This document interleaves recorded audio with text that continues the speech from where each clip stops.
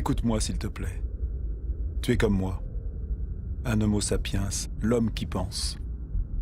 La vie, ce miracle dans l'univers est arrivé il y a presque 4 milliards d'années. Et nous, les hommes, il y a seulement 200 000 ans. Et pourtant, nous avons réussi à bouleverser cet équilibre si essentiel à la vie sur Terre. Écoute bien cette histoire extraordinaire qui est la tienne et décide de ce que tu veux en faire.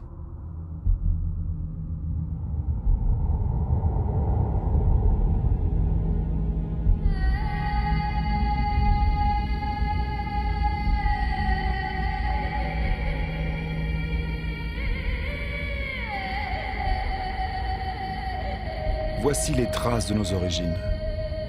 Au commencement, notre planète n'était qu'un chaos de feu, un amas de poussière agglutinée semblable à tant d'autres dans l'univers. Et pourtant, ici est né un miracle, la vie.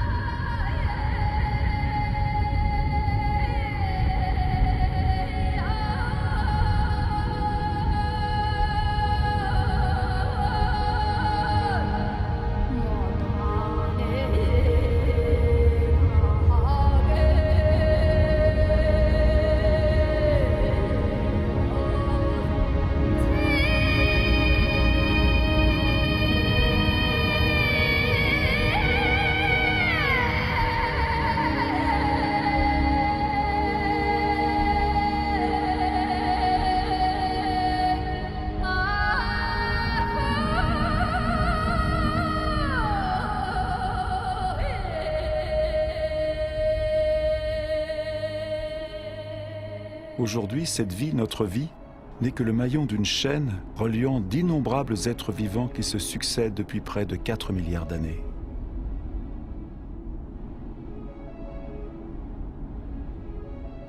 Aujourd'hui encore, les volcans continuent de sculpter nos paysages.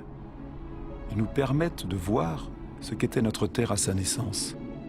Un magma de roches surgissant des profondeurs, qui se fige, se craquelle, se boursoufle avant de s'éteindre pour un temps.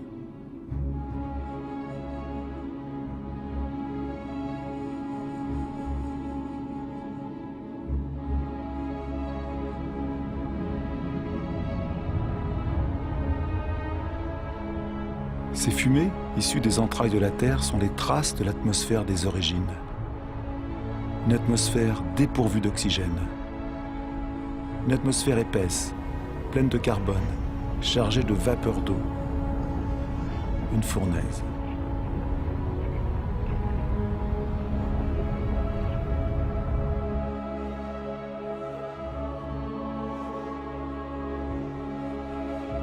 Et puis la Terre s'est refroidie. La vapeur d'eau s'est condensée pour retomber en pluie diluvienne. À bonne distance du Soleil, ni trop éloignée ni trop proche, la Terre est en parfait équilibre pour conserver l'eau sous forme liquide. L'eau trace ses chemins. Ils sont comme les veines d'un corps, les branches d'un arbre, les vaisseaux de la sève qu'elle apportera à la Terre.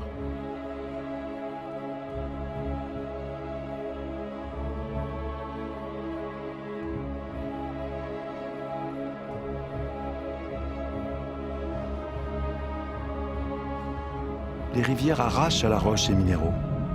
Elles les apportent peu à peu à l'eau douce des océans, et les océans se chargent de sel.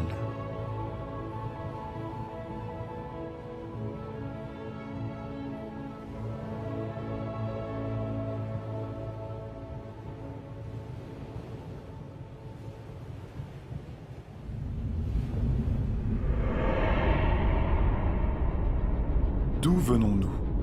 Où donc a jailli la première étincelle de la vie? Miracle du temps, les formes de vie primitives existent toujours dans les sources chaudes du globe. Ce sont elles qui leur donnent leur couleur. On les appelle les archébactéries.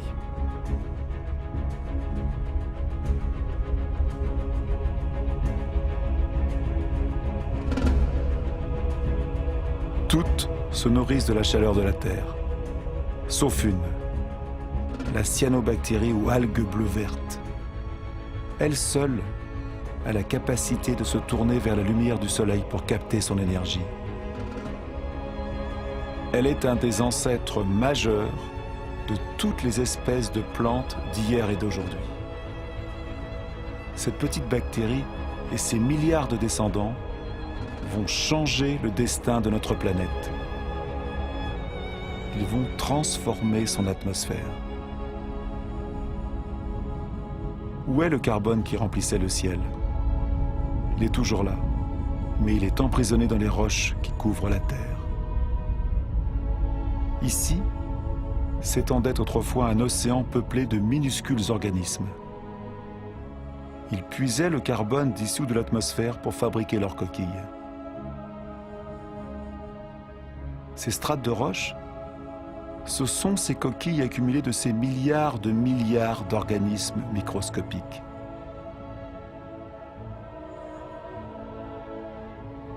Grâce à eux, le carbone a quitté l'atmosphère et une autre vie pouvait commencer.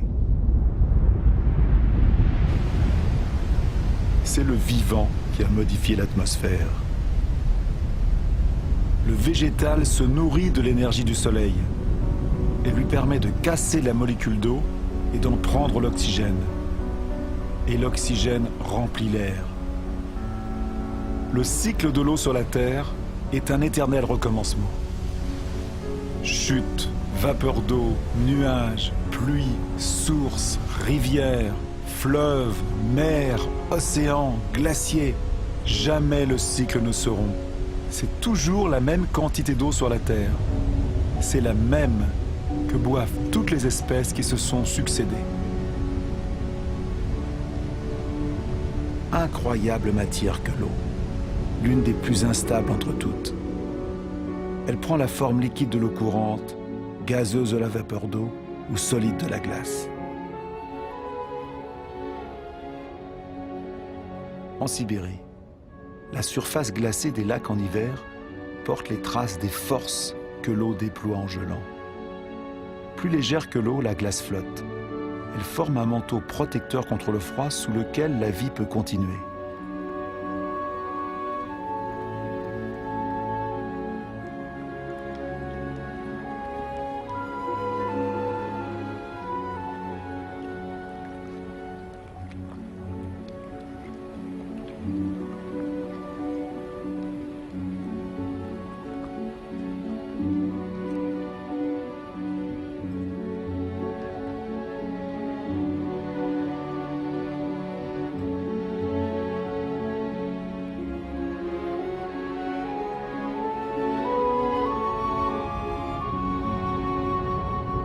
Le moteur de la vie, c'est le lien. Tout est lié. Rien ne se suffit en soi. L'eau et l'air sont inséparables, unis pour la vie et pour notre vie sur Terre. Tout est partage.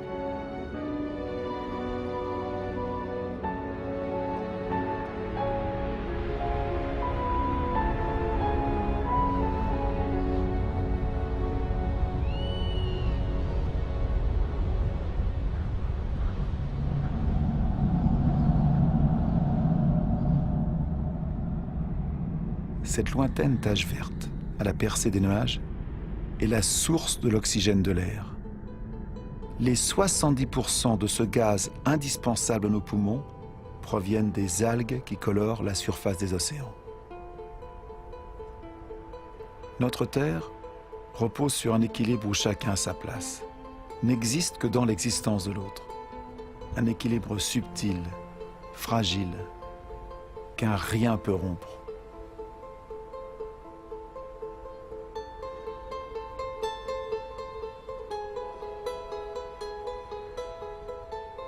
Ainsi, les coraux naissent d'un mariage, celui d'une algue et d'un coquillage. Ils couvrent moins d'1% de la surface des océans, mais ils abritent des milliers d'espèces de poissons, d'algues et de mollusques. L'équilibre de tous les océans en dépend.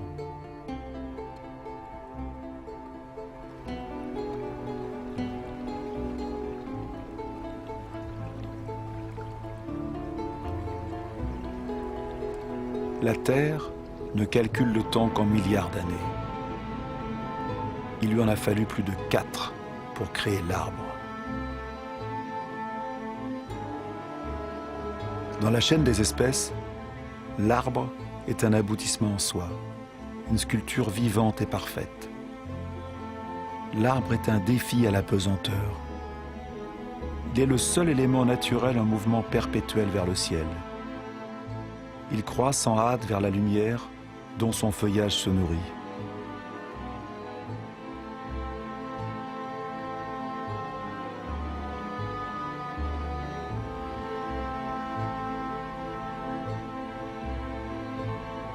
Il a hérité de cette minuscule cyanobactérie le pouvoir de capturer l'énergie lumineuse. Il l'accumule et s'en nourrit pour la transformer en bois et en feuilles. Cette matière se décompose ensuite dans un mélange d'eau, de minéral, de végétal et de vivant.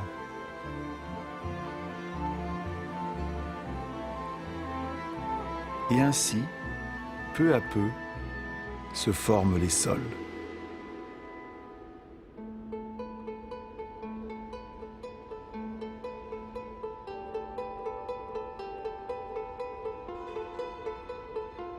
Les sols fourmillent d'une activité incessante, où des micro-organismes se nourrissent, creusent, aèrent, transforment. Ils fabriquent l'humus, ce manteau fertile auquel toute vie est liée sur les continents.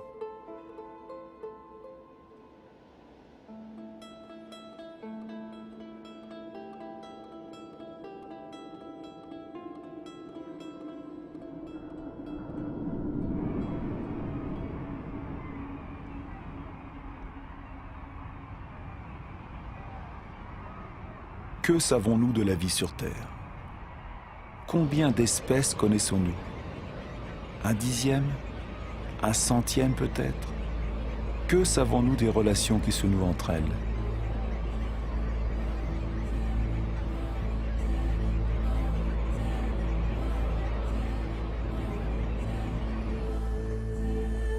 La Terre est un miracle. Le vivant reste un mystère.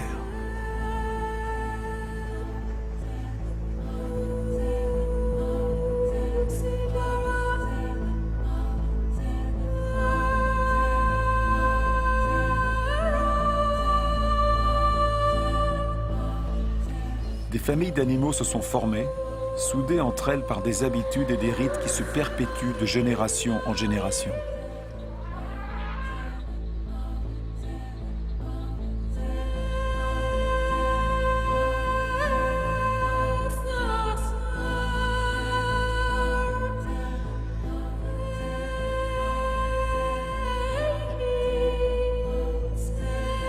Certains se sont adaptés à la nature de leur pâturage, et leur pâturage s'est adapté à eux. Chacun y trouve son compte, l'animal pour sa faim, l'arbre pour de nouveaux bourgeons.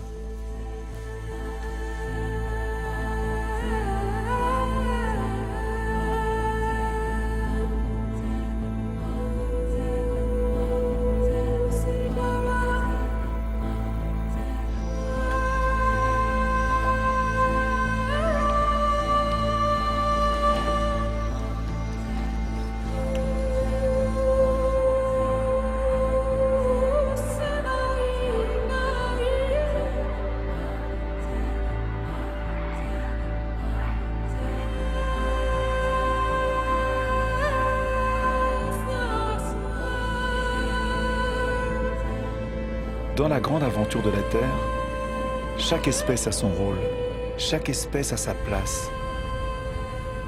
Aucune n'est inutile ou nuisible, toutes s'équilibrent.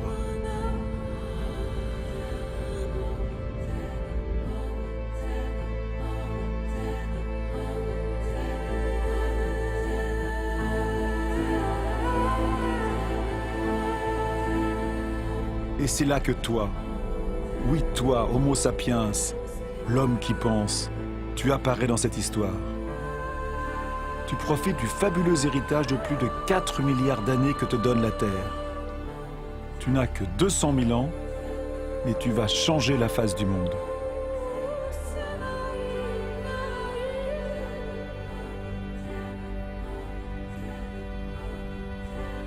Pourtant fragile, tu vas conquérir tous les milieux, prendre possession de territoires entiers, comme aucune autre espèce ne l'avait fait avant toi.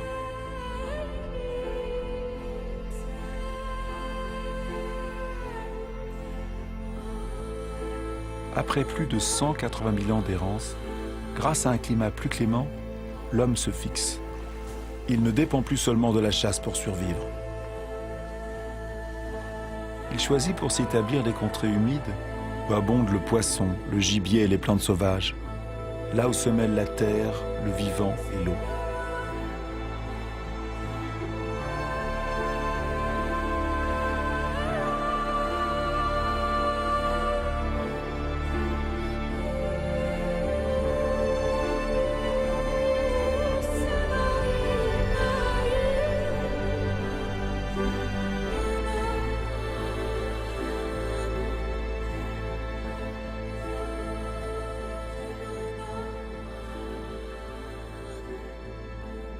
Aujourd'hui encore, la majeure partie de l'humanité vit le long des côtes, sur les rives des fleuves, des rivières et des lacs.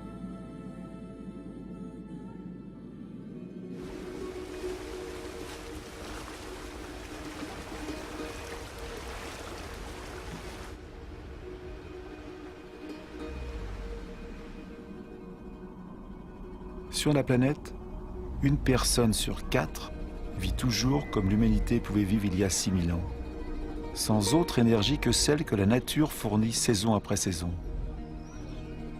C'est la vie de plus d'1,5 milliard d'êtres humains, plus que toute la population des pays riches réunis.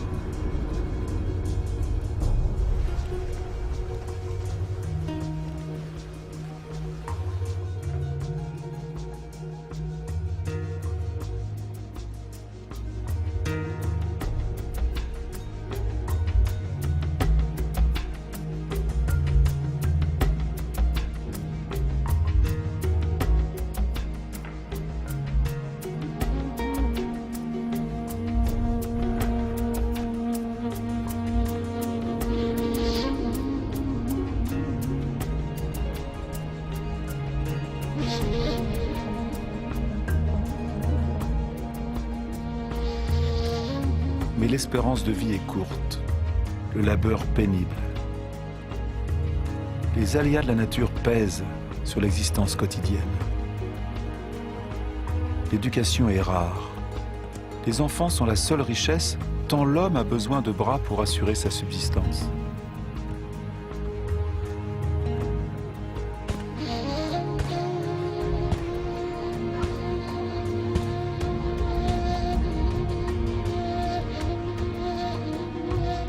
Le génie de l'homme est d'avoir toujours eu l'intuition de sa faiblesse. L'énergie physique, la force que la nature ne lui a pas donnée, il va les chercher dans l'animal qui l'aide dans la découverte de nouveaux territoires.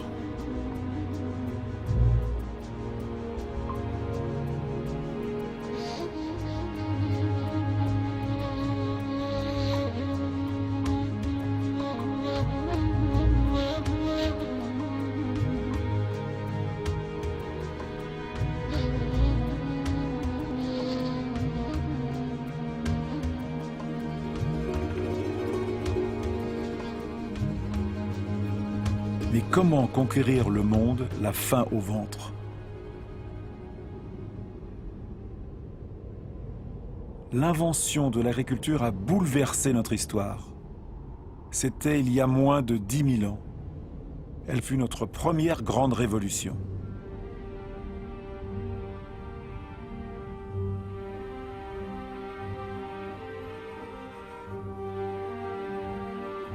Elle nous a apporté nos premiers surplus. Et nous avons fondé nos villes et nos civilisations.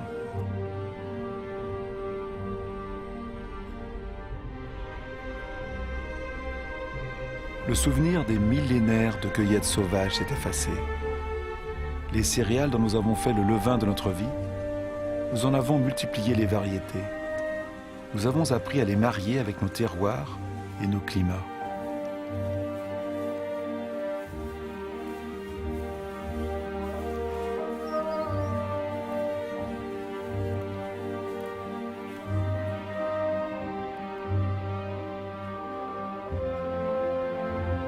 Nous sommes comme toutes les espèces sur la Terre. Notre inquiétude première est de se nourrir chaque jour.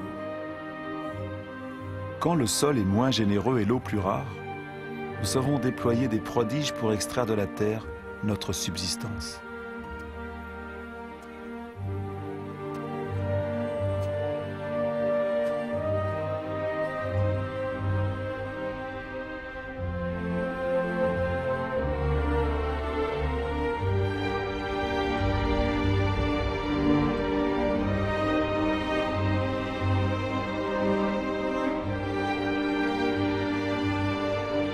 Les hommes ont modelé les espaces avec la patience et l'abnégation que la terre exige, comme un sacrifice sans cesse recommencé. L'agriculture est toujours le premier métier du monde. La moitié de l'humanité cultive encore la terre, et plus des 3/4 le fait à la main.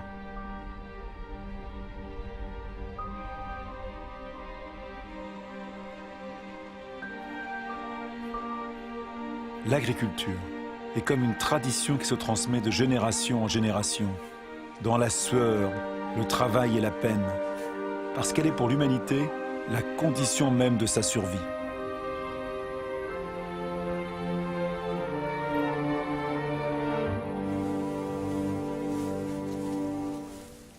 Cette énergie que l'homme cultive à la force de ses bras, il va la faire jaillir un jour des profondeurs de la terre.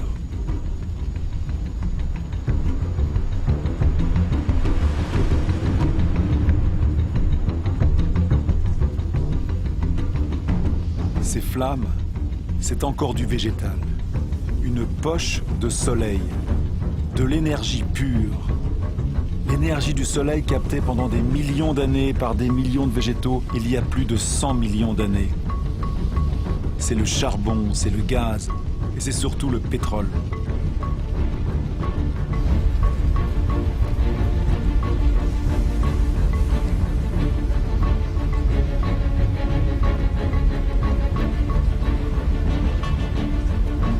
C'est cette poche de soleil qui nous a libérés du travail de la terre. Avec le pétrole, s'est ouvert le temps de l'homme qui s'affranchit du temps. Avec le pétrole, certains d'entre nous ont connu un confort comme jamais l'humanité n'en a bénéficié. Et en 50 ans, nous avons modifié la Terre plus rapidement que tous les hommes qui nous ont précédés.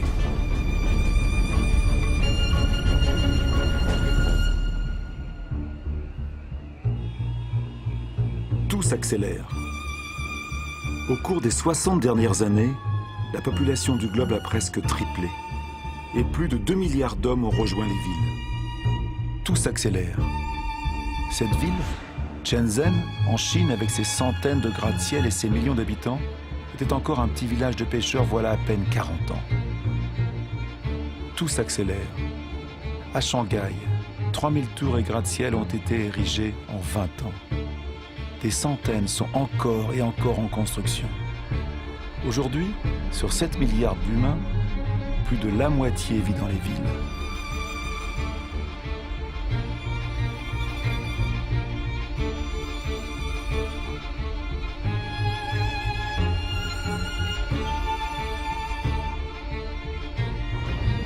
New York, la première mégapole du monde, est le symbole de l'exploitation de toutes les énergies offertes par la Terre au génie des hommes.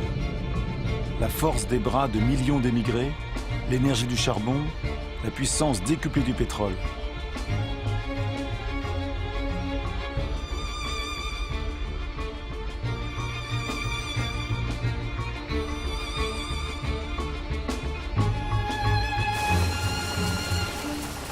L'Amérique a été la première à utiliser la puissance nouvelle et prodigieuse de l'or noir. Dans les campagnes, les machines ont remplacé les hommes. 1 litre de pétrole fournit autant d'énergie que 100 paires de bras pendant 24 heures. Mais dans le monde, seulement 3% des paysans disposent d'un tracteur. Cependant, leur production domine la planète. Aux États-Unis, il ne reste plus que 3 millions de fermiers. Leur seule production céréalière pourrait nourrir 2 milliards de personnes. Mais ici, comme dans tous les pays industrialisés, ces céréales sont d'abord transformées en nourriture pour le bétail et en agrocarburants.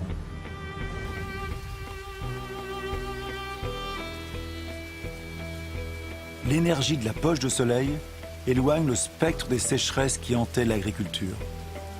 Aucune source d'eau n'échappe à une agriculture qui prélève 70% de l'eau consommée par toute l'humanité. Dans la nature, tout est lié. L'extension des surfaces cultivées et les monocultures drainent une faune encore plus grande de parasites. Les pesticides, autre cadeau de la pétrochimie, les exterminent. Adieu les mauvaises récoltes et les menaces de famine. L'agriculture produit tant qu'il faut désormais gérer les surplus.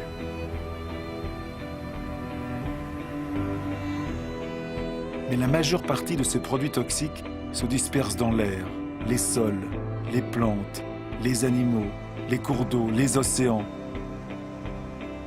Ces substances sont-elles nuisibles à l'espèce humaine qu'elles ont délivrée de la faim?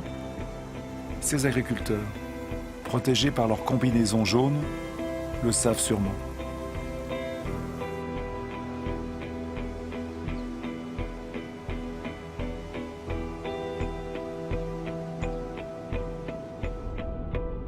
Les engrais, enfin. Ils sont encore issus de l'industrie pétrolière. Ils apportent une fertilité inespérée à n'importe quelle parcelle délaissée par les hommes.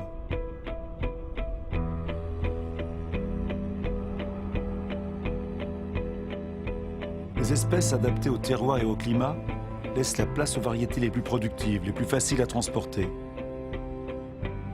C'est ainsi qu'en un siècle, les 3/4 des variétés que l'homme avait sélectionnées pendant des millénaires ont disparu.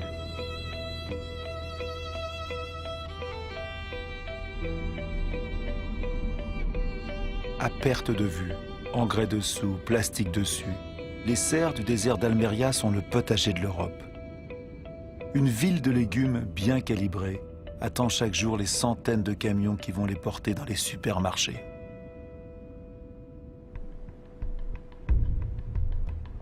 Plus un pays se développe, plus ses habitants consomment de la viande. Comment satisfaire une demande croissante dans le monde sans concevoir des élevages de bovins quasi concentrationnaires? Tout s'accélère. Fabriquer de la viande plus vite que l'animal est devenu une routine quotidienne. Dans l'immensité de ces corrals piétinés par des millions de bêtes, pas une herbe ne pousse.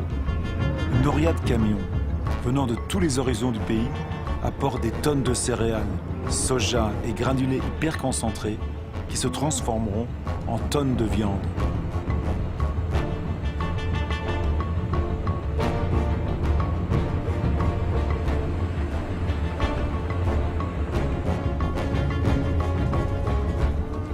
Bilan, il faut 100 litres d'eau pour produire 1 kg de pommes de terre, 4 000 pour 1 kg de riz, 13 000 pour 1 kg de bœuf, sans compter le pétrole pour sa production et son transport.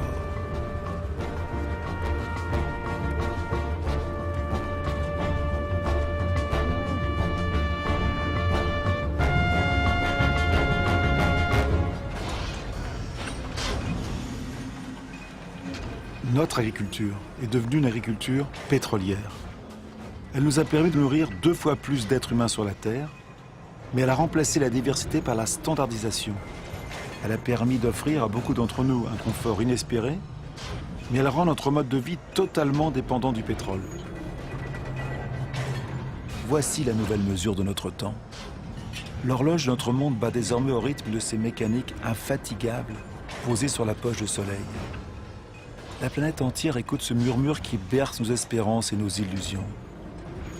Elle prolifère avec nos besoins, nos désirs toujours insatiables et nos gaspillages. Nous savons que la fin de ce pétrole bon marché s'annonce, mais nous ne voulons pas le croire.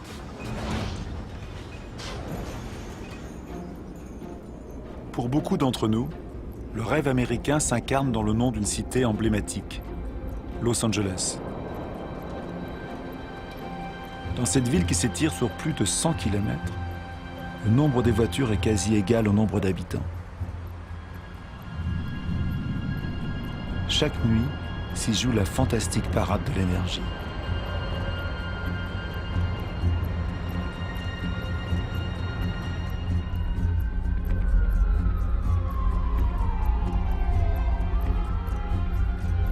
les jours ne semblent plus être que le pâle miroir de ces nuits qui font de la ville un ciel étoilé.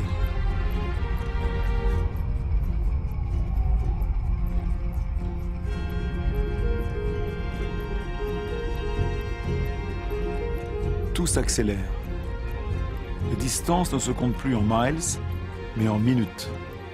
L'automobile redessine les nouvelles banlieues du chacun chez soi où des pavillons sages sont rangés sur le chandelier de rues sans issue.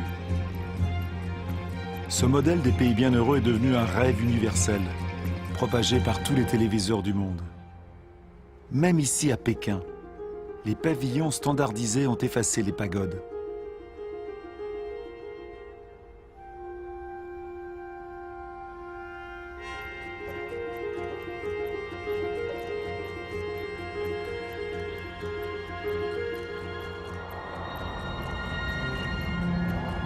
L'automobile est devenu le symbole des sociétés du bien-être et du progrès.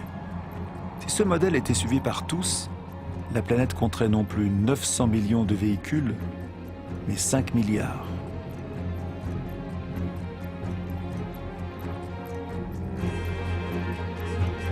Tout s'accélère. Plus le monde se développe, plus la soif d'énergie croît. Partout des machines fouillent, retournent, arrachent à la terre les minerais enfouis dans ses profondeurs depuis sa création.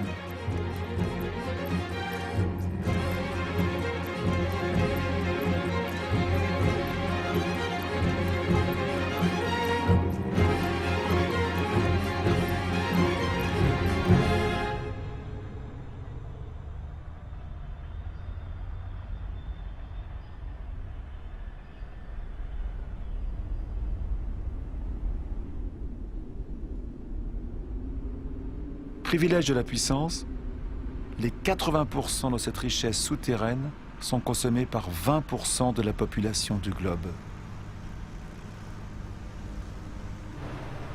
Avant la fin du siècle, cette exploitation sans mesure aura épuisé la quasi-totalité des réserves de la planète.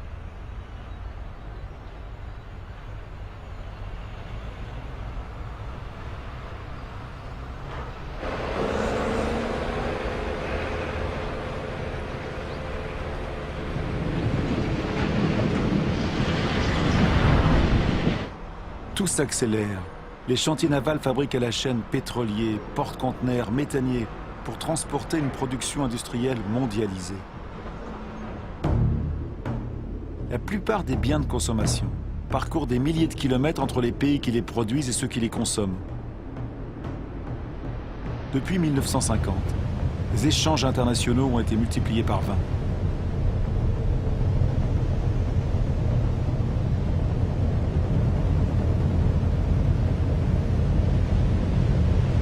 90% de ces échanges transitent par la voie maritime.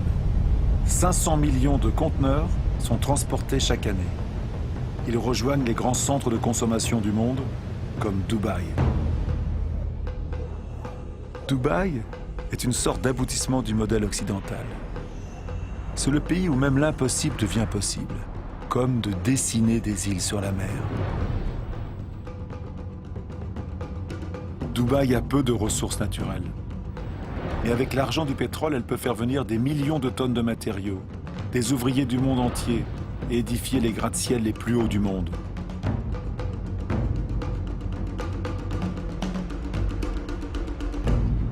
Dubaï n'a pas de champs, mais elle peut importer sa nourriture. Dubaï n'a pas d'eau, mais elle peut dessaler l'eau de mer au prix d'une énergie considérable. Dubaï a du soleil à n'en plus finir, mais elle ignore les panneaux solaires. C'est le totem d'une modernité totale devant lequel la terre entière ne cesse de s'étonner.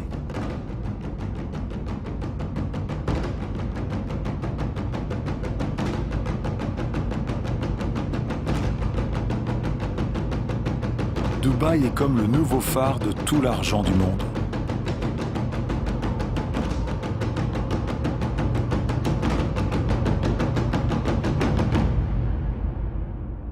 Rien ne semble plus éloigné de la nature que Dubaï, alors que rien ne dépend plus de la nature que Dubaï.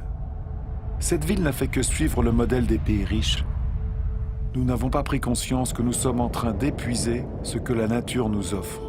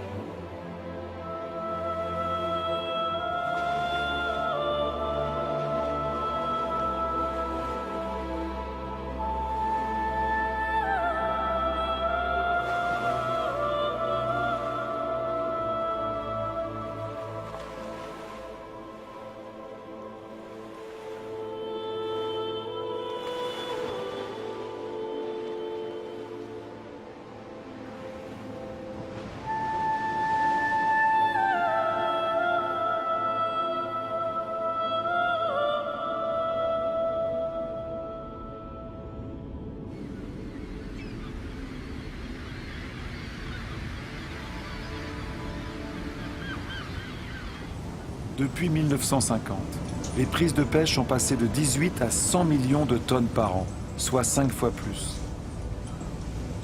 Des milliers de bateaux-usines vident les océans. Les 3/4 des zones de pêche sont épuisées, en déclin ou à la limite de l'être.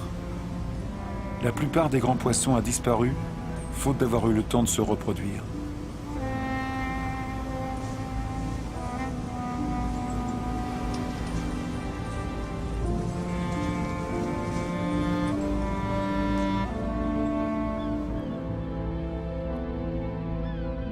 Nous sommes en train de casser le cycle d'une vie qui nous était offerte.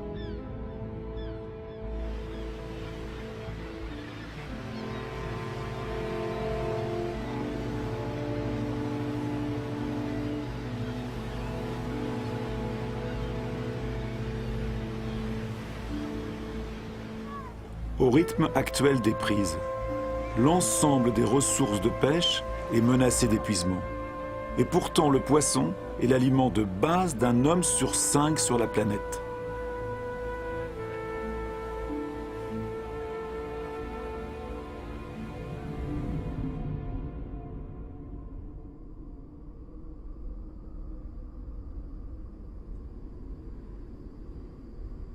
Les ressources sont rares. Nous l'avons oublié. 500 millions d'hommes habitent les contrées désertiques du monde, davantage que toute la population européenne réunie. Ils connaissent la valeur de l'eau. Ils savent aussi l'utiliser avec économie. Ici, ils dépendent de puits alimentés par une eau fossile, accumulée dans le sol lorsque la pluie tombait encore dans ces déserts. Elle a 25 000 ans.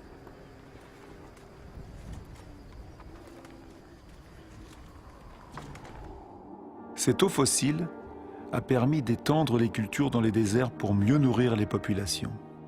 Ces champs arrondis sont dessinés par les carrousels qui les irriguent. Mais le prix à payer est lourd. Cette eau fossile ne se renouvelle pas ou très peu.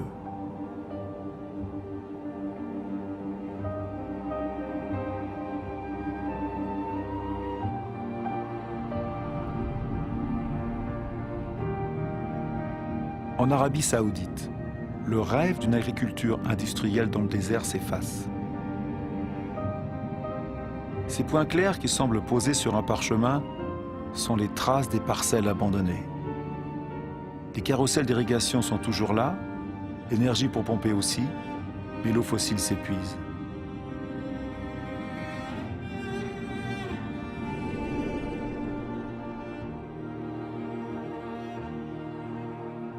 Israël a fait d'un désert un pays agricole.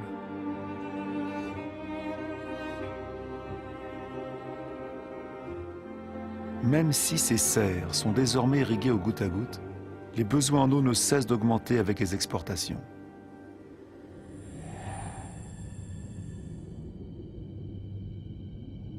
La rivière du Jourdain n'est plus qu'un mince filet d'eau. Son eau s'en est allée, en partie dans des barquettes de légumes ou de fruits, vers les supermarchés du monde.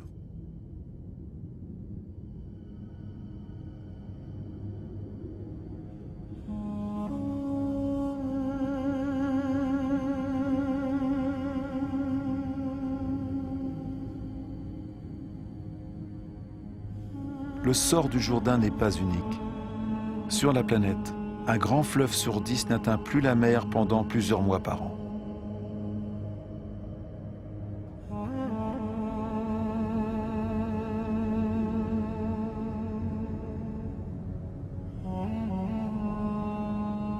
Privé du Jourdain, le niveau de la mer Morte baisse de plus d'1 mètre chaque année.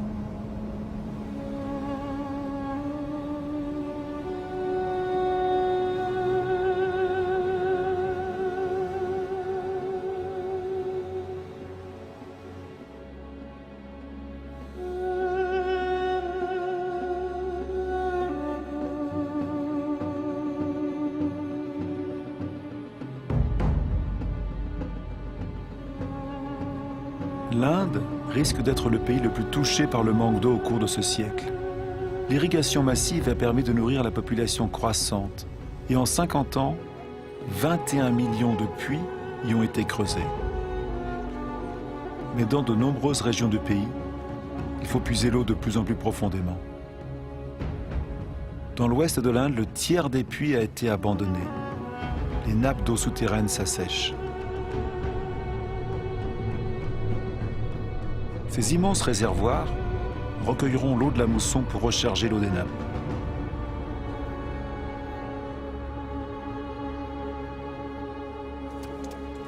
Pendant la saison sèche, les femmes des villages les creusent à la main.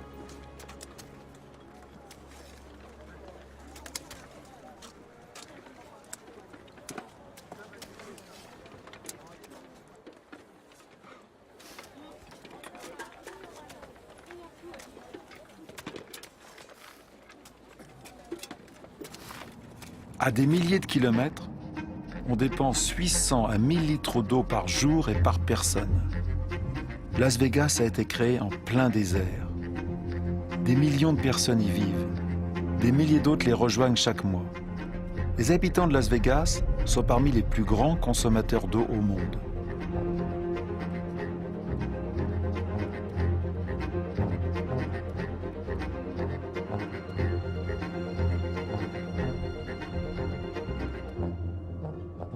Palm Springs est une autre ville du désert, avec sa végétation de pays humide et ses impeccables parcours de golf.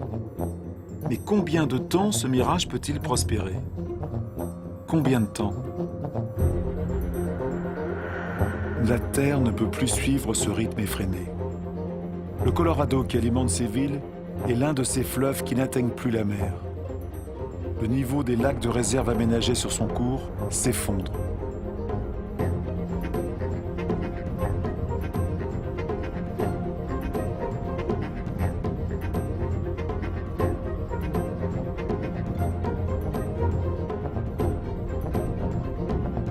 Le manque d'eau pourrait toucher près de 2 milliards de personnes dans le monde avant 2025.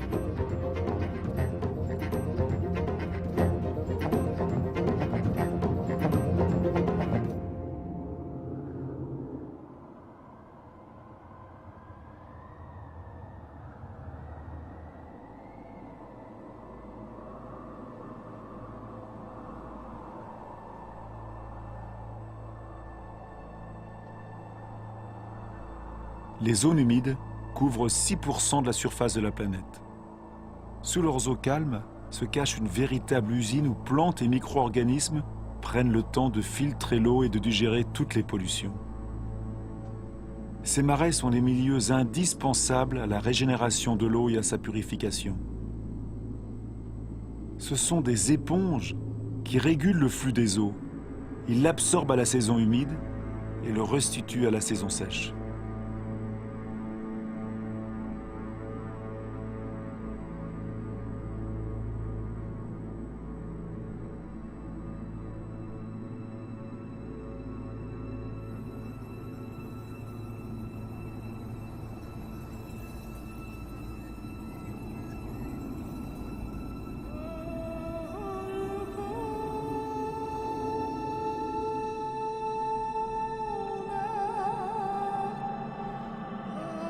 Dans notre course à la conquête des terres, nous les avons accaparées pour faire paître notre bétail, pour l'agriculture, pour y construire nos maisons.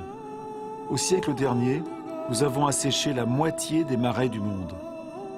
Nous ne connaissions ni leur richesse, ni leur rôle.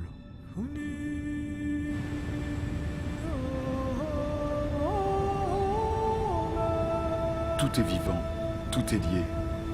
L'eau, l'air, le sol, les arbres, toute la magie du monde se déroule sous nos yeux.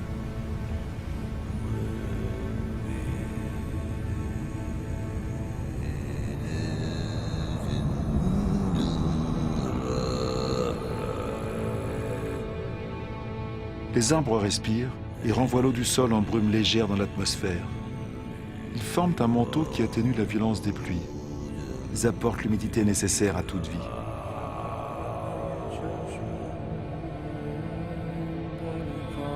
Les forêts stockent le carbone. Elles en contiennent davantage que toute l'atmosphère de la Terre.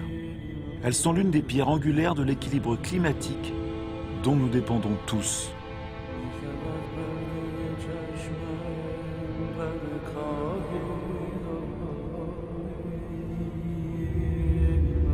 les arbres des forêts primaires abritent les 3/4 de la biodiversité de la planète, c'est-à-dire de tout ce qui vit sur Terre.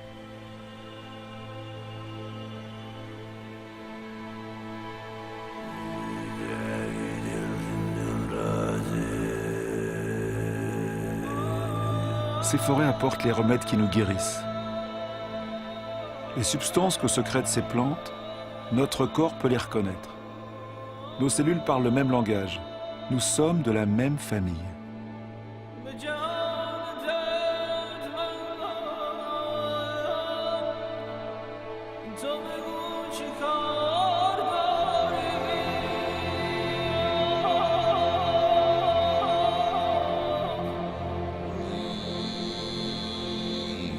Mais en à peine 40 ans, la plus grande forêt de la planète, l'Amazonie, a perdu 1/5 de sa surface.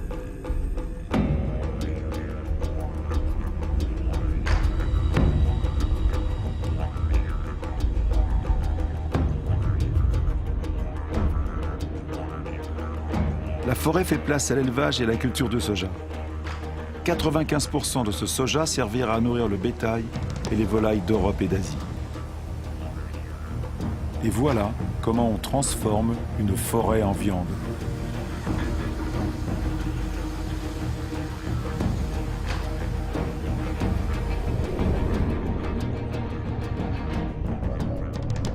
Bornéo, la 4e plus grande île du monde, est découverte voilà à peine 20 ans d'une vaste forêt primaire. Au rythme de la déforestation actuelle, elle risque de disparaître totalement avant 10 ans.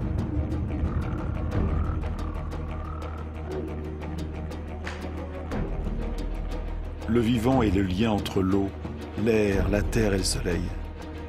À Bornéo, c'est ce lien qui se brise dans ce qui fut l'un des plus grands réservoirs de la biodiversité sur Terre.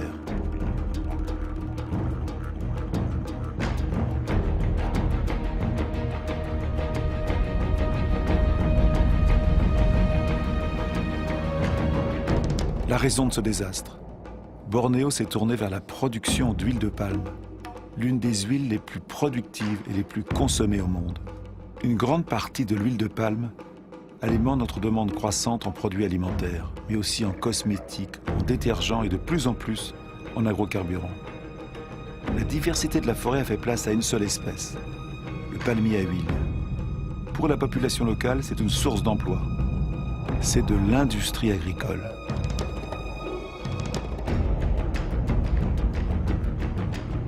Autre exemple de déforestation massive, l'eucalyptus. L'eucalyptus sert à fabriquer de la pâte à papier. Les plantations s'étendent à mesure que la consommation de papier s'accroît. Cette consommation a été multipliée par 5 en 50 ans. Au pied de ces eucalyptus, plus rien ne pousse, car leurs feuilles forment une litière toxique à la plupart des autres végétaux. Leur croissance est rapide, mais elle épuise les ressources en eau. Soja, huile de palme, eucalyptus, la déforestation détruit l'essentiel pour produire le superflu. Mais ailleurs, on déforeste pour survivre.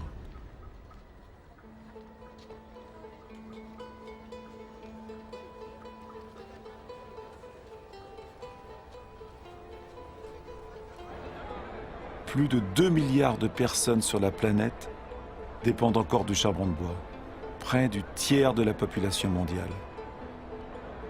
À Haïti, l'un des pays les plus pauvres au monde, le charbon de bois est l'un des principaux produits de consommation. Haïti était la perle des Antilles. Aujourd'hui, ce pays ne peut assurer sa subsistance sans l'aide de l'étranger. Sur les collines d'Haïti, il ne reste plus que 2% des forêts. Mis à nu, le sol n'est plus retenu. Emporté avec les eaux de pluie, il dévale les collines et ruisselle jusqu'à la mer. Les sols sont de moins en moins cultivables.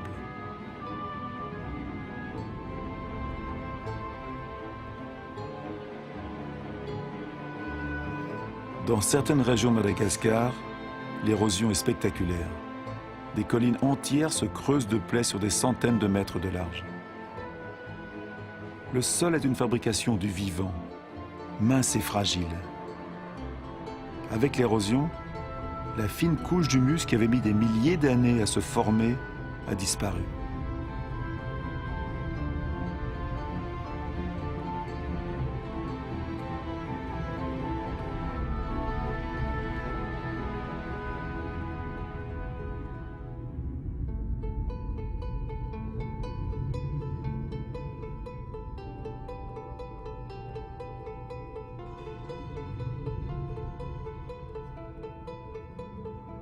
Voici une théorie de l'histoire des Pasquans sur l'île de Pâques. Elle peut peut-être nous amener à réfléchir. Ici, sur l'île la plus isolée au monde, les habitants ont exploité leurs ressources jusqu'au bout. Leur civilisation n'y a pas survécu. Il y avait sur ces terres les palmiers les plus hauts du monde. Ils ont disparu. Les Pasquans les ont exploités jusqu'au dernier. Ils durent ensuite affronter une érosion générale de leur sol. Les Pasquans ne pouvaient plus pêcher. Ils n'avaient plus d'arbres pour construire leurs pirogues.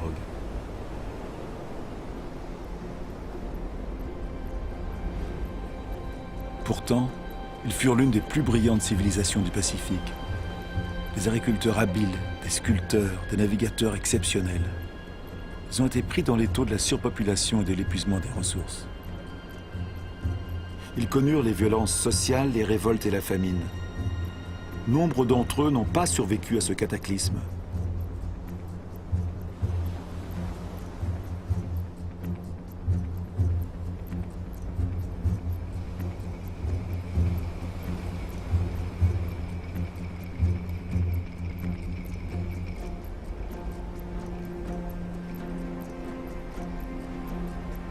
Le vrai mystère de l'île de Pâques n'est plus de savoir comment sont arrivées ces étranges statues sur l'île. C'est de comprendre pourquoi les Pasquans n'ont pas réagi à temps.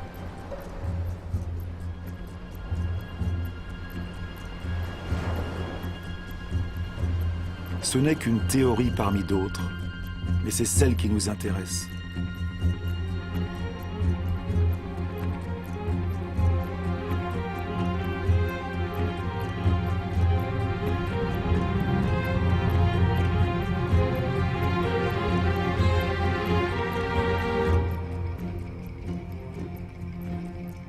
Depuis 1950, la population mondiale a presque triplé.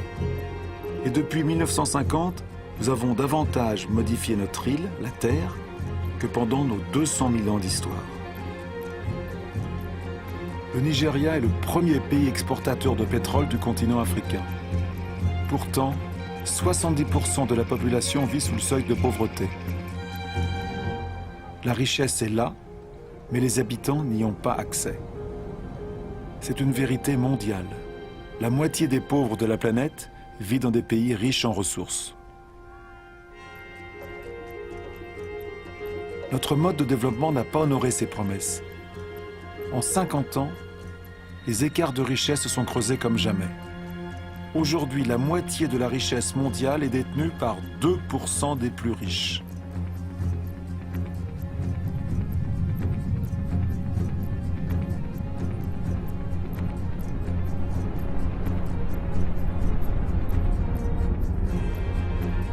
De telles disparités peuvent-elles encore durer? Ce sont ces disparités qui provoquent des mouvements de population dont nous n'avons pas vraiment pris conscience. La ville de Lagos comptait moins de 700 000 habitants en 1960 et elle en comptera 16 millions en 2025. Lagos est l'une des mégapoles qui croît le plus vite au monde. Ces nouveaux citadins sont principalement des paysans, contraints de fuir les campagnes à cause des difficultés économiques, de la démographie et de la disparition des ressources. Cette croissance urbaine est tout à fait nouvelle, car elle a pour moteur la pauvreté et non la richesse.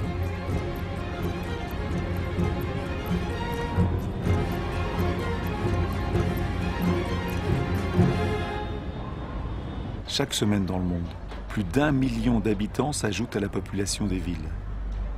Chaque semaine. Un être humain sur 6 vit aujourd'hui dans un habitat précaire, insalubre, surpeuplé, sans accès aux installations nécessaires à la vie courante eau, toilettes, électricité.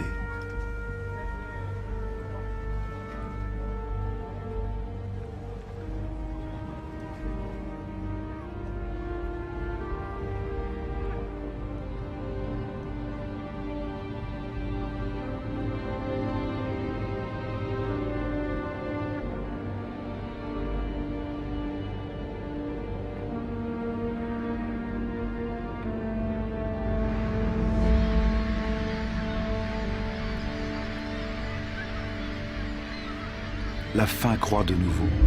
Elle frappe aujourd'hui près d'1 milliard de personnes.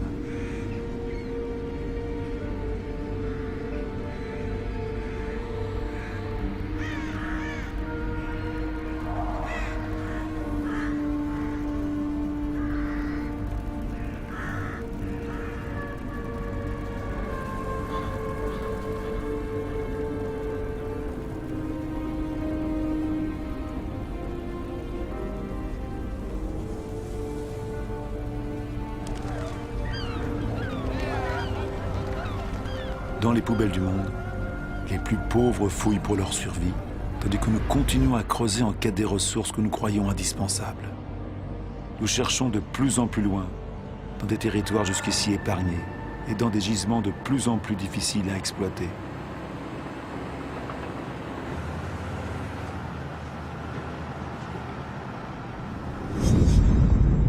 Nous ne changeons pas de modèle. Le pétrole liquide risque-t-il de nous manquer ? Nous pouvons extraire un pétrole mélangé au sable bitumineux du Canada. Les plus gros camions du monde déplacent le sable par milliers de tonnes. On brasse, on chauffe, on décante. On dépense des millions de mètres cubes d'eau pour séparer le bitume du sable. La dépense d'énergie est colossale, mais la pollution catastrophique. Rien ne semble plus urgent que de vider toutes les poches de soleil.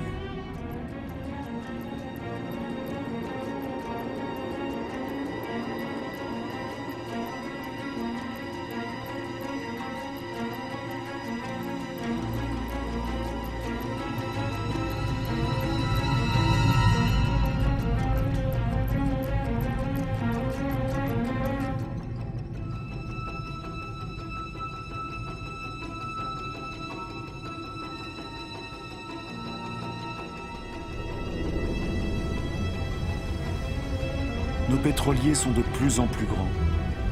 Notre demande en énergie augmente sans cesse. Nous voulons alimenter notre croissance comme un four sans fond, exigeant toujours plus de combustible.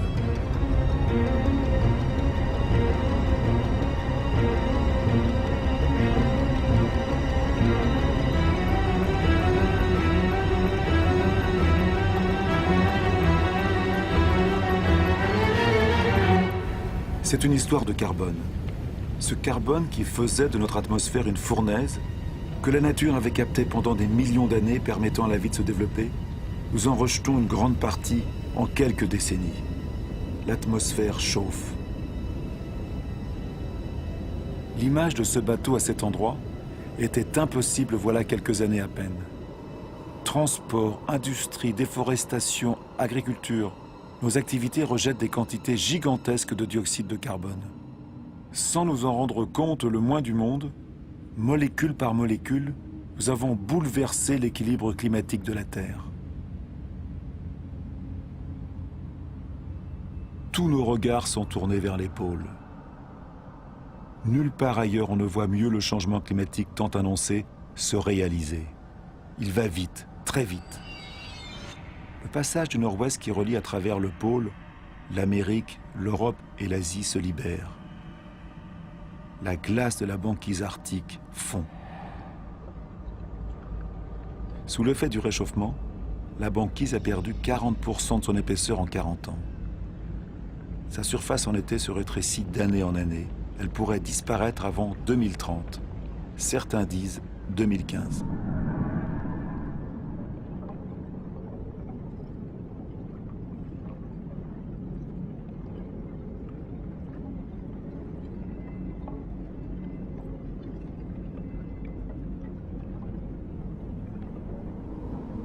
Les rayons du soleil, que la surface glacée renvoyait vers le ciel, pénètrent désormais dans l'eau sombre et la réchauffent. le réchauffement s'accélère.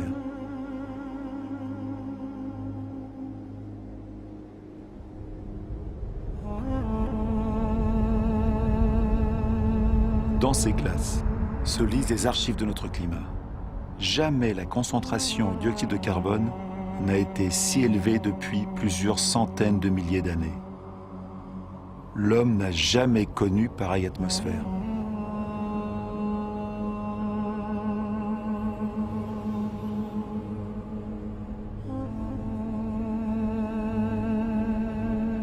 Notre exploitation démesurée des ressources menace-t-elle la vie des espèces?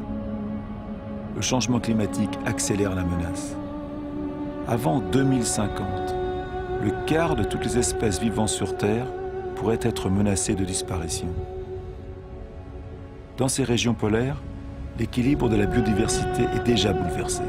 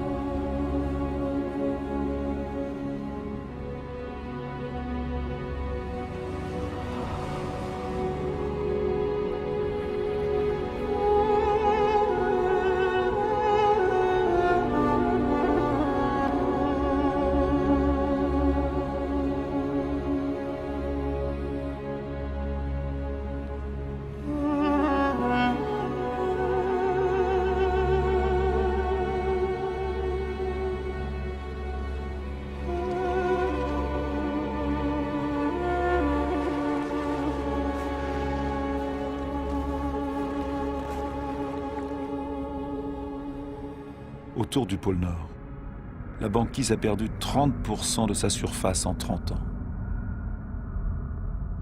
Et avec le réchauffement accéléré du Groenland, c'est l'eau douce de tout un continent qui rejoint l'eau salée des océans.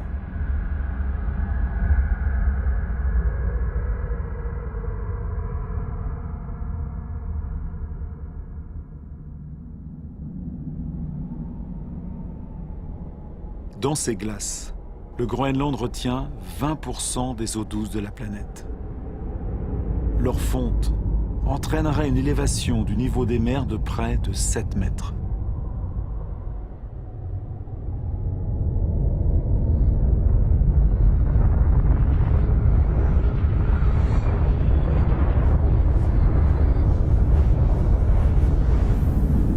Pourtant, aucune industrie n'est installée ici. La calotte du Groenland subit les émissions des gaz à effet de serre rejetés ailleurs sur la Terre. Notre écosystème ne connaît pas les frontières. Où que nous soyons, nos actions se répercutent sur l'ensemble de la Terre. L'atmosphère de notre Terre est une et indivisible. Elle est notre bien commun. À la surface du Groenland, des lacs éclosent dans le paysage. La calotte glaciaire a commencé à fondre à un rythme que même les scientifiques les plus pessimistes n'imaginaient pas il y a moins de 10 ans.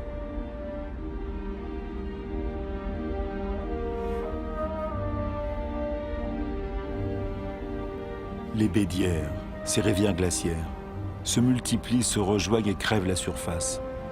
On pensait que l'eau gèlerait dans l'épaisseur de la calotte. Au contraire, elle coule jusque sous la glace. Elle entraîne la calotte qui glisse plus rapidement vers la mer et se brise en iceberg.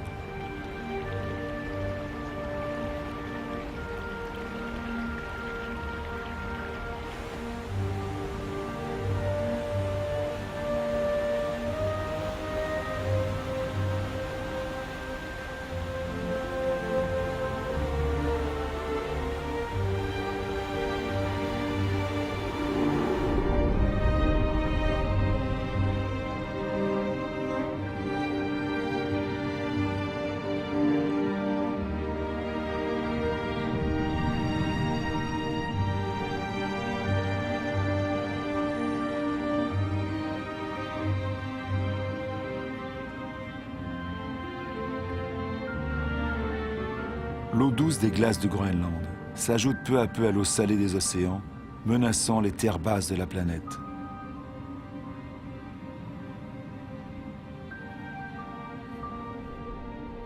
Le niveau des mers monte. La dilatation des eaux sous l'effet de la chaleur a provoqué au cours du seul XXe siècle une hausse de 20 cm. Tout se dérègle. Les coraux, par exemple, sont extrêmement sensibles au moindre changement de la température des eaux. 30% ont déjà disparu. Ils sont un maillon essentiel dans la chaîne continue des espèces. Dans l'atmosphère, les grands vents voient leur trajectoire se modifier. Le cycle des pluies est altéré. La géographie des climats change. Les habitants des îles basses, comme ici aux Maldives, sont les premiers menacés. Leur inquiétude grandit. Certains sont déjà à la recherche de nouvelles terres d'accueil.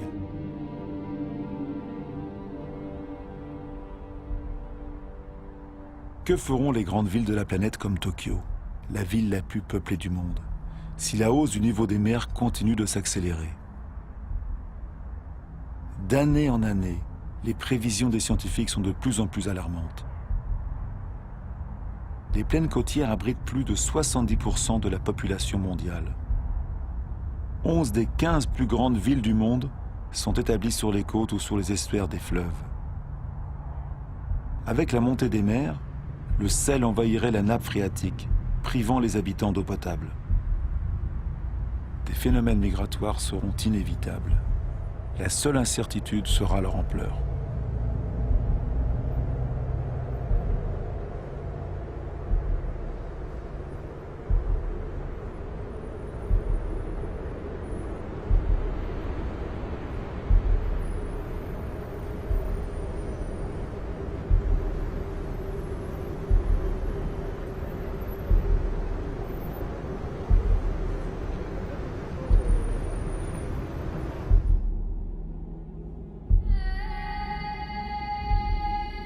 Le Kilimandjaro en Afrique a changé de visage.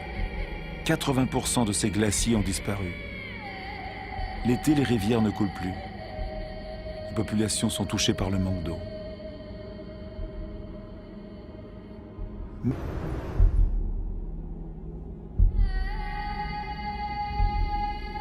Le Kilimandjaro en Afrique a changé de visage. 80% de ses glaciers ont disparu. L'été, les rivières ne coulent plus. Les populations sont touchées par le manque d'eau. Même sur les plus hauts sommets du monde, au cœur de la chaîne de l'Himalaya, les neiges éternelles et les glaciers reculent. Pourtant, ces glaciers jouent un rôle essentiel dans le cycle de l'eau. Ils conservent l'eau des saisons pluvieuses sous forme de glace pour la restituer dans la fonte des neiges l'été.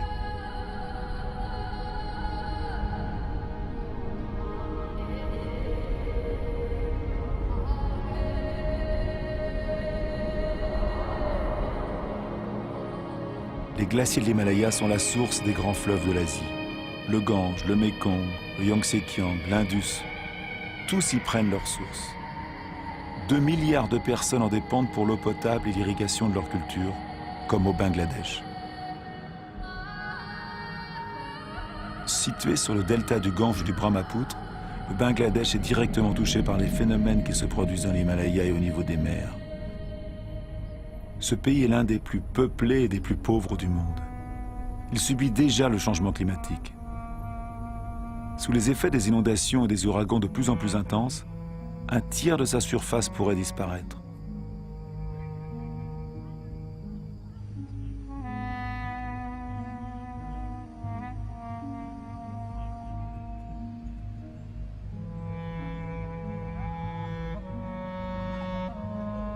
Les pays riches ne seront pas épargnés. Partout, les sécheresses se succèdent sur la planète. En Australie, la moitié des terres est déjà touchée.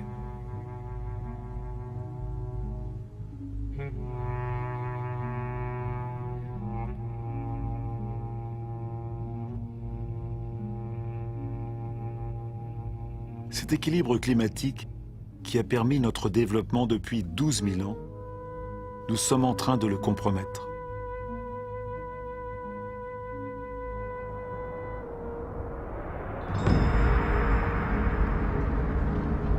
Les incendies se multiplient jusqu'aux portes des grandes villes.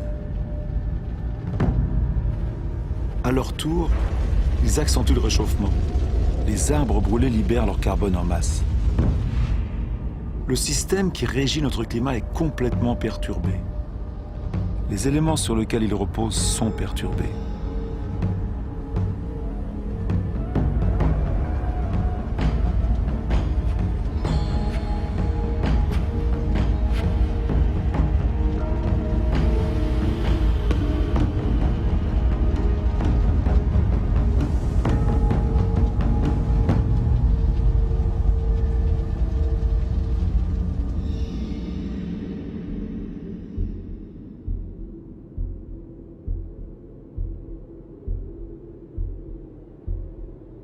L'horloge du changement climatique est là, dans ces paysages magnifiques. Nous sommes en Sibérie, où comme dans d'autres endroits du globe, il fait si froid que les sols restent gelés en permanence. Ce sol, c'est le permafrost. Sous sa surface se cache une véritable bombe climatique, le méthane. Le méthane est un gaz à effet de serre 20 fois plus puissant que le dioxyde de carbone.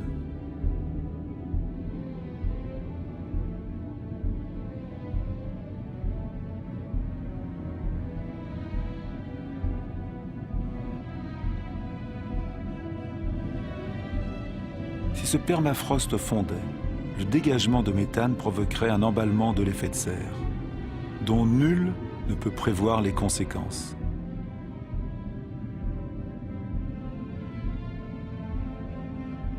Un emballement qui nous emmènerait vers une terre inconnue.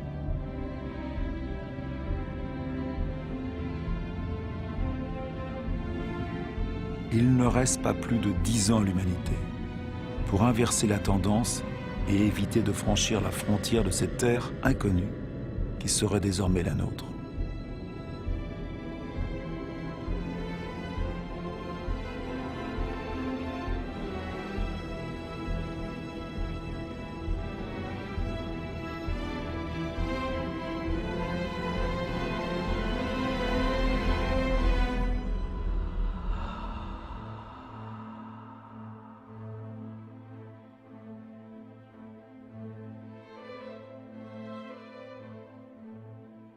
Nous avons engendré des phénomènes qui nous dépassent. Depuis les origines, l'eau, l'air, la matière, le vivant sont intimement liés. Et depuis peu, nous brisons ces liens. Ne nous voilons pas la face. Ce que nous savons, il faut le croire. Tout ce que nous venons de voir nous ressemble. Nous avons fait la Terre à notre image. Il nous reste peu de temps pour changer. Comment ce siècle pourra-t-il porter le poids de 9 milliards d'êtres humains si nous n'acceptons pas de faire enfin les comptes de tout ce dont nous sommes les seuls responsables ?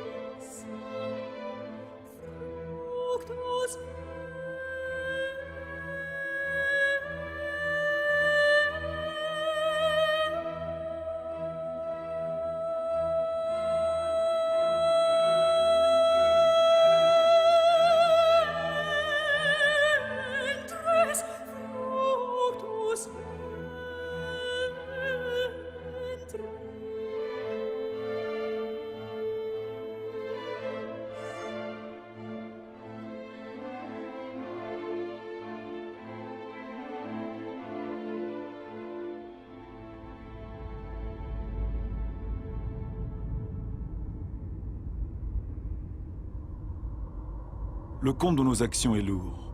D'autres que nous en payent le prix sans en avoir été partie prenante. J'ai vu des camps de réfugiés, aussi vastes que des villes, jetés dans le désert. Combien d'hommes, de femmes, d'enfants laisserons-nous au bord du chemin? Faut-il toujours construire des murs pour rompre les chaînes des solidarités humaines, séparer les hommes d'autres hommes, le bonheur des uns du malheur des autres? Il est trop tard pour être pessimiste. Je sais qu'un homme, même seul, peut abattre tous les murs. Il est trop tard pour être pessimiste. Dans le monde, 4 enfants sur 5 vont à l'école. Jamais l'instruction n'a été donnée à autant d'êtres humains. Chacun peut agir, du plus pauvre au plus riche. Le Lesotho, l'un des pays les plus démunis de la planète, est celui qui investit le plus largement ses richesses dans l'éducation. Le Qatar, l'un des plus riches, s'ouvre aux meilleures universités du monde. La culture, l'éducation, la recherche, l'innovation sont des ressources inépuisables. Face aux malheurs et aux souffrances, des millions d'ONG apportent la preuve que la solidarité des peuples est plus forte que l'égoïsme des nations. Au Bangladesh, un homme a eu l'idée de créer une banque impensable.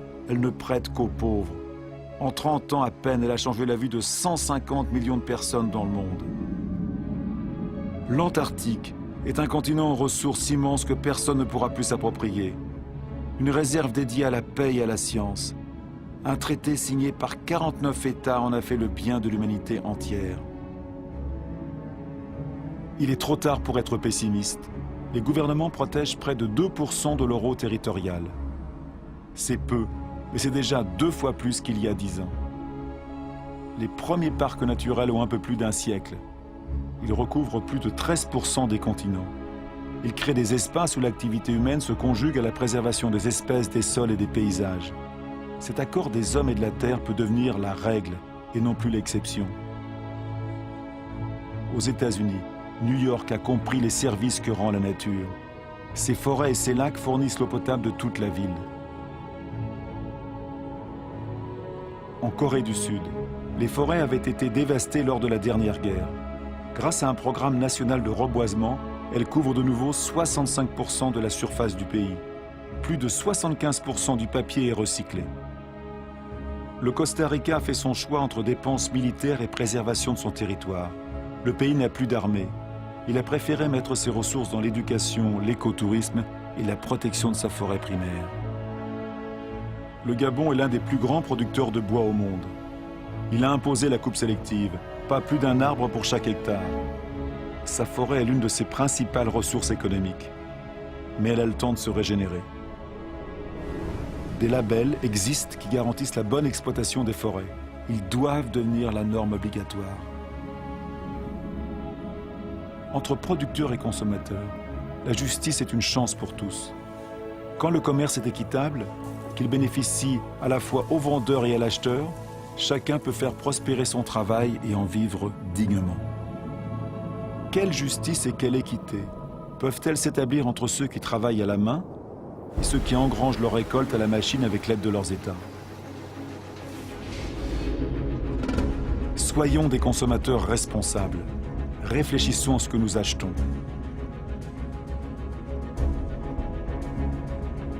Il est trop tard pour être pessimiste. J'ai vu une agriculture à la mesure de l'homme. Elle peut nourrir la terre entière, si la production de viande n'accapare pas la nourriture des hommes.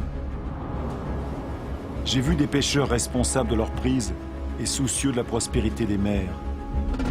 J'ai vu des maisons produisant leur propre énergie.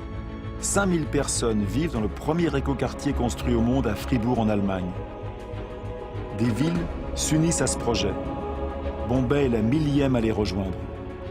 Les gouvernements de la Nouvelle-Zélande, de l'Islande, de l'Autriche et de la Suède et d'autres encore ont décidé que le développement des énergies renouvelables serait leur priorité. Je sais que 80% de l'énergie que nous consommons viennent des énergies fossiles. Chaque semaine, 2 nouvelles centrales à charbon se construisent rien qu'en Chine. Mais j'ai vu aussi au Danemark un prototype de centrale au charbon qui rejette son carbone dans le sol plutôt que dans l'air. Une solution pour l'avenir? Nul ne le sait encore. J'ai vu en Islande une centrale électrique alimentée par la chaleur de la terre, la géothermie. J'ai vu un serpent de mer posé sur la houle pour utiliser l'énergie des vagues et produire de l'électricité. J'ai vu des éoliennes dressées sur les rives du Danemark. Elles fournissent 20% de l'électricité du pays. Les États-Unis, la Chine, l'Inde, l'Allemagne, l'Espagne sont les premiers à investir dans les énergies renouvelables. Elles ont déjà créé plus de 2,5 millions d'emplois. Sur quelle terre au monde le vent ne souffle-t-il pas? J'ai vu des étendues désertiques éclatantes de soleil. Si tout est lié sur la Terre est liée au soleil, sa première source d'énergie. Ce que le végétal a fait en capturant son énergie, les hommes ne peuvent-ils le faire?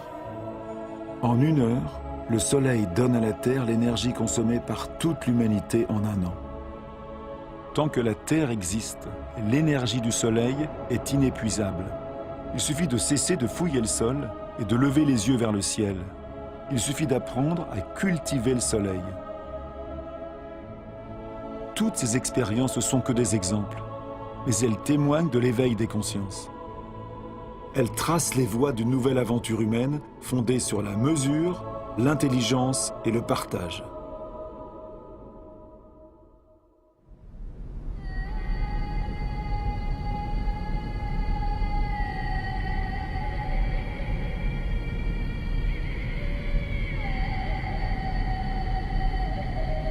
C'est le moment d'aller à la rencontre l'un de l'autre. Car ce qui est important, ce n'est pas ce que nous avons perdu, mais ce qu'il nous reste. Il nous reste la moitié des forêts du monde, des milliers de rivières, de lacs et de glaciers, des milliers d'espèces bien vivantes encore. Nous savons très bien qu'aujourd'hui les solutions existent. Nous avons tous le pouvoir de changer. Alors, qu'est-ce qu'on attend ?